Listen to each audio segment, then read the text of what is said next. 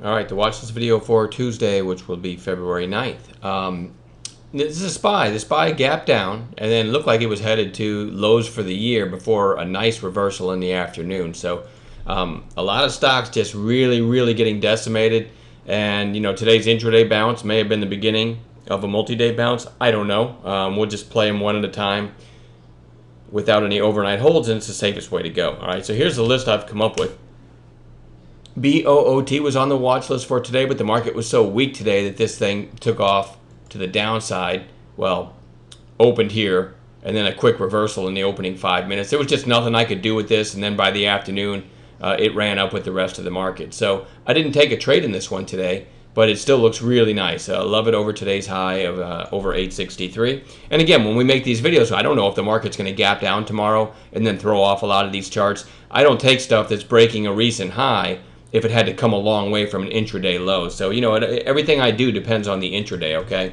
GPRO had a nice little mini short squeeze today. I talked about this in the video last night, that this thing does these little mini short squeezes, and look at the volume coming in there. And this thing ripped up to 1160 at one point before settling in right around 11 bucks. Just going to watch that one for another move tomorrow. We'll see.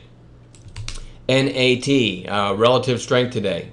Had a big move here. Excuse me, before settling down a little bit lower. I still want to watch that one. It kind of reminds me of SUPN, and this SUPN, this isn't on watch. I guess it could be for tomorrow, but this, I'm going to use this as an example. Let's take today's candle out of it. So this is a good example of something you might have had on watch for today, because this was what it did on Friday, right? Big move, big volume, settled in at about the middle of its range, and then you can see today, you wonder, did that give any good trades? It definitely did. All right, I had this one on watch, and then when it looked like this and then came back down a little bit, okay, now you've got an early high. This is the opening 5-minute candle for today that I'm hovering over right here.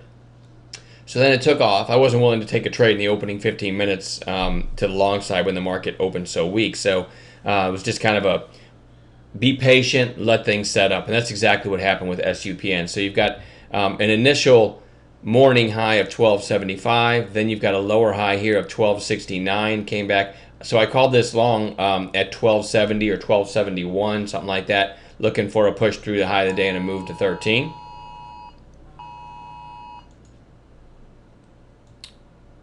And you can see what happened. I actually got filled, I think, right around 1270, and I just started scaling out immediately. I mean, when you get an 80-cent move in a couple minutes on a $13 stock, you just start selling. That's as a day trader, we have that luxury. Okay, ended up going up to almost 14.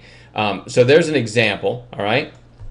So that takes me back to NAT. Kind of reminds me of that stock, right? All right. So SUPN gave a great setup the next day, and we don't know. Maybe NAT will as well. All right, but it reminds me of that. So what's my play tomorrow? I'll have to wait and see if it sets up. But it goes on watch. CERS had a big spike here and then settled in for about a week and is moving back up. Nice volume today. So this one's interesting. Maybe over today's highs, which would be, let's see, 573. That could push it through this 580. You know, you've got stacked catalysts, what we call it. You might get it through 580, which might get it through the next recent high of 583, and then maybe a move to 6. So keep CERS on watch. It's not a bad chart setup. SIEN gapped up this morning, rallied a bit, and then sold off, and had a pretty strong close. So nice volume in this one. Certainly looks good over today's high, which was 1045. A strong close here too, so you can kind of picture an intraday trend line. So if this gets back up through 10, I'm going to say like over 1010, there's a good chance this overtakes Monday's high. So keep SIEN on watch. Kind of a long list today. Activision, no trades in it today. ATVI just goes back on bounce watch. All right. BECN back on bounce watch. Another down day. It did hit the 200-day. It did break below a recent low, but it's come a long way in a very short period of time to get there. So let's get these lines off there. So I like this 2 days down after a gap up and a 200-day. Looking for a bounce tomorrow. Nike NKE goes back on bounce watch. It did bounce this afternoon with a lot of things. But still, if we can get like I don't know, a narrow range for the day and then an afternoon high of day break, that's my favorite setup for a bounce play. MPC I had on bounce watch yesterday. I'm going to put it back on bounce watch again today. A little bit of a bottoming tail through that support line I drew. No trades in it today though, but it goes back on watch. Tesla, TSLA, starting to get kind of fast and increasing volume to the downside. So this one's interesting to me. See, I've got a line on there. I'll try to figure out why. I think it was, okay, this is a little bit arbitrary, but it's still an interesting spot to me. I'm showing you weekly candles here. So when the year 2014 started, Tesla opened up and in the opening week sold off a little bit. The next week pushed down and then big reversal. So I'm kind of just using the 2014 January lows as a possible place for this to bounce, and it may never get there, so I don't know. But that was around 136.67. All right, so I just put a line on my chart. That way it's pretty easy to see. If it gets to that line, I'll look for an intraday reversal tomorrow or anytime this week. So Tesla is overdue for a bounce, and it can move pretty nicely when it does move. DATA, also looking for just an oversold bounce. This thing was over 80, reported earnings, and now is at closed at 37.22. Pretty good bounce play setup though. It's that's a long move in a pretty short period of time. Might give a nice bounce. As a day trader, we have the luxury of getting in and out of these things. So CST.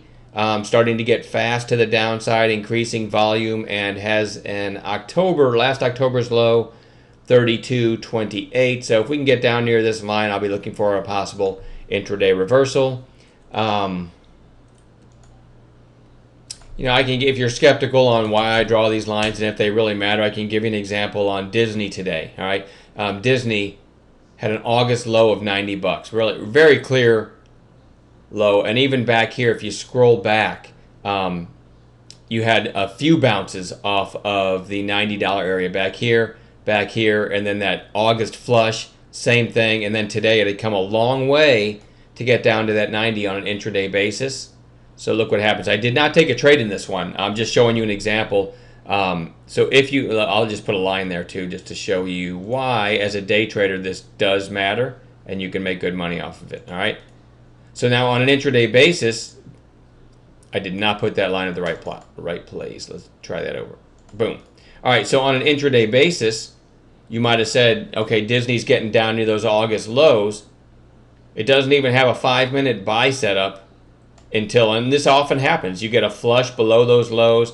A lot of people think, oh, this is really losing it now because it's, new lows for the year, breaking all support. But when it's come this far, this fast to get there, when you get below a line like this, it's time to start looking for a reversal, all right? So if you just played a 5-minute buy setup here, your entry would have been 89.69 with an 89.50 stop, and it ends up going up to 92 on that very narrow, what did I say that was?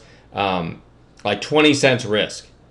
And so these lines on your charts can really, really be helpful, okay? Again, I'll show it one more time. You've come a long way to get to those August lows. You flush below it. You don't think short in this scenario. You start thinking, I want to look for a reversal long. And you know what? If I'd have taken that, and if I was a swing trader at all, again, I don't hold anything overnight. I always make the joke, I don't even hold my wife overnight. Okay, I sleep better knowing I'm in cash, and I had the luxury of being able to log in every day and try to have every day be a green day instead of swing traders having to sit through any pain. So that's kind of the way I approach the market. This is a great example of looking for a reversal below support like that. And what I started to say was, if I was a swing trader at all, and I did catch that 5-minute reversal setup below those August lows on Disney, and it closed all the way up here, and I had, say, 1,000 shares, I might keep a fifth of that, right? Maybe 200 shares for a possible, just in case this was a near-term, short-term, or medium-term low that it hit, right? It might go back up to 100 over the next week or so. Again, I'm not saying it will, but these are the kinds of entries on an intraday basis that you get this kind of a close, you might say, hey, I'm going to swing a few, all right? And then lastly, ARGS. This, talk about relative strength on a weekday. This thing popped to 4 the other day. And popped basically to 4 again. So up over that $4 area. It might need to flag for a while, a few days, whatever. But keep your eyes on this ARGS. All right, we'll be stalking some gappers in the morning as well. And I'm going to leave it at that. That's way more than I'm comfortable watching as it is. All right. Have a good night. Talk to you tomorrow.